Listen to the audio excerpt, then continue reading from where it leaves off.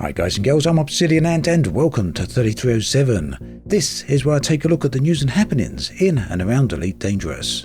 This week, Frontier make a controversial announcement about instancing between Odyssey and Horizons.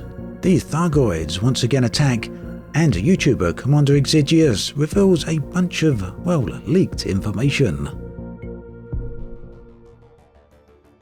Yesterday, Frontier announced details on how play between Odyssey and Horizons will function upon the expansion's release on PC.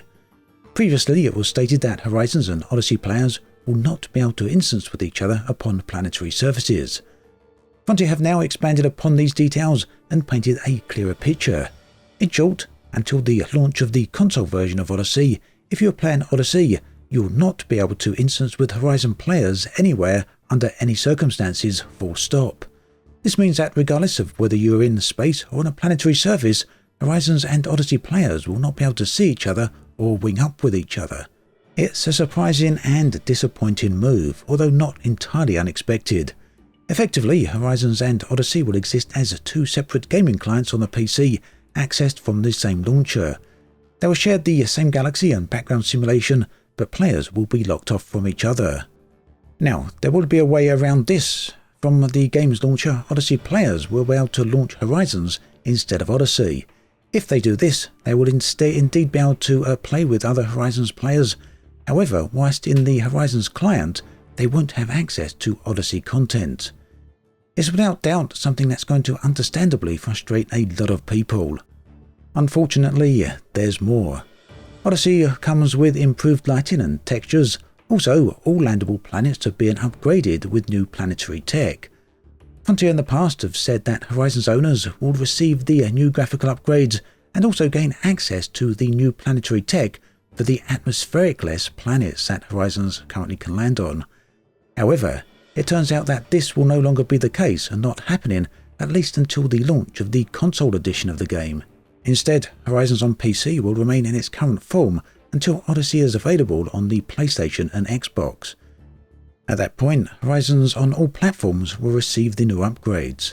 It is also at this point that Odyssey and Horizons players will once again be able to play together. Now, Frontier haven't given a reason as to why any of this is happening. This means that we are left to speculate. It seems pretty clear that with the console version still in development, that Horizons is not yet ready to be upgraded. Another point I would speculate on is that Odyssey still might not have been very well optimized. The performance of the game during alpha was terrible in many cases, and if that holds true for launch, it would mean that keeping Horizons in its current form would allow players an escape route in case they have performance issues. Either way, all of this is speculation, and whatever the real reason for all this is, Frontier is certainly not saying.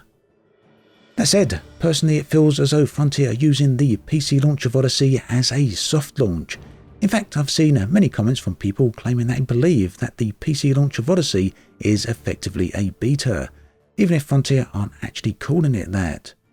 With the console version of Odyssey not set to release until the autumn, this will mean many months of waiting until the full feature set of Odyssey are all switched on. The Thargoids have once again attacked a variety of star systems, leaving multiple space stations in a damaged state. The locations of the attacks are very curious, as they have been in the past considered to be Thargoid territory. These areas are the Coal Sack Nebula, the California Nebula, as well as the Pleadies star cluster. All of these regions have been expanded into by human colonies over the past few years, and therefore likely angered the Thargoids. The usual rescue missions are available at all of the starports should you wish to undertake them. With Odyssey releasing next week, there's been plenty of speculation that this latest attack may have some connection to the update, but for that, only time will tell. YouTuber Commander Exigeous released a video today discussing some information he came into possession of from an anonymous third party. The information contains details discovered by data mining and therefore can 100% be considered a spoiler. So if you don't want to be spoiled, then you may want to end the video now. So, I won't go into full details on what Exigeous covers in his video, as he can explain that to you himself. His video is linked in the video description, but as a preview, he discusses two potential new SRVs, one of which may be very much on the large side. There's also 2 potential new ships, as well as some Thargoid ground-based FPS, in addition to a bunch of other things. Now, of course, whether all of this turns out to be actual stuff that gets released is completely unknown. It's also unknown as to when any of this will be released. With the console version of Odyssey still many months away, it could be waiting until that point, possibly even beyond. I certainly wouldn't expect to see any of this unreleased, but you know what? We'll have to see, I guess. But for all the details, do go check out the video linked below. It's very interesting. That then brings us to an end of this episode of 3307. As always, thanks for watching, and I'll catch you guys and girls next time.